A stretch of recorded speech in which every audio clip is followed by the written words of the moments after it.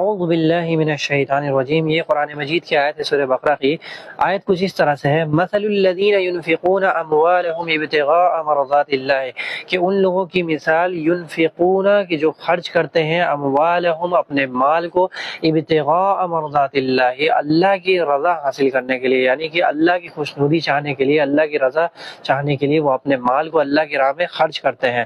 اب یہ تو ہو گئی، میں نے اس کا ثالث ترجمہ بھی کر دیا۔ آئیے اس کی نحوی ترکیب دیکھتے ہیں۔ اس کی نحوی ترکیب میں نے یہاں پہ لکھا ہے کہ ينفقون فعل مضارع معروف ہے، صیغہ جمع مذکر غائب کا ہے، اور یہ اس کا واو اس کا جو ہے وہ فاعل ہو جائے گا، جو میں نے یہاں پہ لکھا ہے۔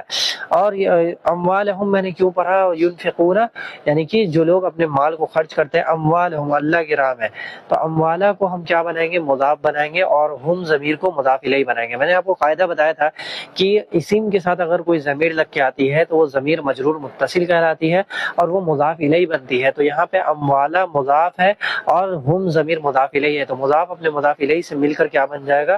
مفعول بہ بن جائے گا۔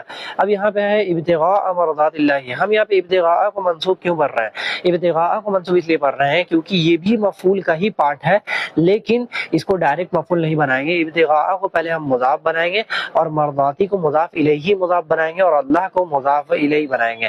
تو مضاف میں مضاف الیہ، یہ اس طرح سے آپ نہیں سمجھ پائیں گے، آپ پہلے اس کو سمجھیں کہ یہاں پہ جو ہے ابتغاء کو ہٹا دیں، آپ مرضات اللہ ہی دیکھیں، صرف مرضاتی مضاف اور اللہ مضاف الیہ، مضاف اپنے مضاف الیہ سے مل کر ہم مضاف الیہ بنا دیں گے ابتغاء کا۔ اب ابتغاء مضاف اپنے مضاف الیہ سے مل کر مفعول لہ بن جائے گا۔ تو اب سمجھ میں آ گیا ہوگا، اگر نہیں سمجھ میں آیا ہوگا تو ویڈیو کو واپس سے پھر سے شروع کر کے آپ دیکھ لیجئے گا۔